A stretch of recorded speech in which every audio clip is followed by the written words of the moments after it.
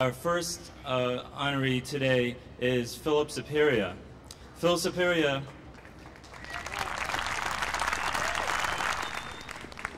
Phil has been an important voice in New York's behavioral health field for many years, directing, advising, and inspiring hundreds of social service agencies. For the past 17 years, Phillip has served as Executive Director of the Coalition of Behavioral Health Agencies and has played a significant role in advocating for better behavioral health services for all New Yorkers. We present Phillip Saperia with the Transformation-ist Muse Award today in recognition of his exemplary work that has literally transformed the lives of thousands of New Yorkers by ensuring that they got help when they most needed it. Phil Saperia.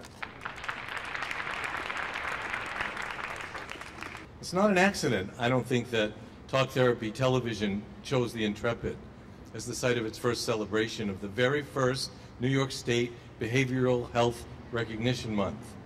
Intrepid is a word that comes from the Latin meaning stout-hearted, determined, dauntless. There's a notion of anxiety in the Latin root, trepidus. So it's not too much a stretch to think of the word's meaning as an overcoming of anxiety and related things. The journey of recovery is really what this month celebrates. It also celebrates human resilience, the capacity to cope with stress and adversity, the very qualities that the Intrepid's crew demonstrated in its many missions during World War II, the war in Vietnam, and even through the Cold War. It is most poignant that today our country is engaged in several wars overseas where our military personnel face hazard, danger, and even death in service to their country. We owe them and their families the treatment, the supports, the guidance they will need to cope with the horror of war and its deep imprint on the lives of their families. I represent 130 community-based providers in New York State and in the downstate region that provide mental health and substance abuse services to people who are along the trajectory of recovery. They serve the most vulnerable among us, the poor, the aged, those suffering from HIV and AIDS, the homeless, and those with many other comorbid health diseases. In New York City alone, our member agencies serve more than 300,000 adults, children, adolescents, and their families. They try to instill hope in their consumers of service and help empower them to move toward recovery. Recovery often is succinctly described as a job, a home, and a date. These are essential components of life that many of us take for granted. Yesterday was Yom Kippur, or the Day of Atonement for Jews around the world. As I sat in the synagogue on Friday night and all day yesterday, I became keenly aware of the spiritual aspects of recovery. To recover, you need to believe in the possibility of improvement. You need to have hope. You need to believe in a better tomorrow. You need to feel like you can be responsible for those aspects of life that many of us have some management over. You need to possess a measure of self-value. You need to believe in yourself, and for some folks, in a higher power, to help you gain a measurable compass in this unbelievably topsy-turvy world. You need to be grounded in a home of your own.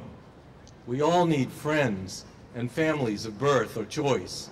We all need meaningful work and purpose in our lives. Talk Therapy Television is emerging as a leader in the recovery-promoting community of New York City. As CEO of the Coalition, I have been a recipient of their generosity and excellent work as they filmed our awards reception this year. I am honored that Jacob and Ralph, persistent leaders and believers in the cause, have chosen me to accept your award.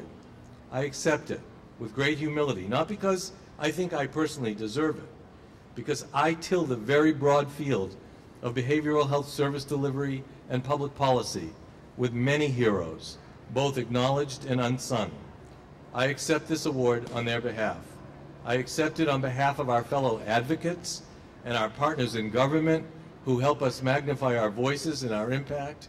I accept it for the Coalition staff, one of whom was here, Pat Feinberg, each of whom works tirelessly to see that the laws and regulations reflect our highest aspirations for those we serve.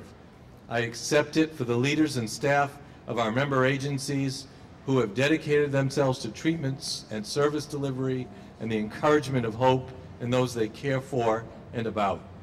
I accept this award for our intrepid consumers who defy the landscape of their circumstances and the history of people with disabilities like their own. On all their behalves, I accept this award. Among my wishes is that Talk Therapy Television will have many years of spreading a message of hope and resilience, of engaging people in the cause of spreading knowledge, of helping people to connect with courageous and intrepid journey toward health and recovery. The novelist, editor, and teacher Toni Morrison has taught us that if you have some power, then your job is to empower somebody else. All of us are learning, I hope, how to make that happen, even as we celebrate today. Thank you very much.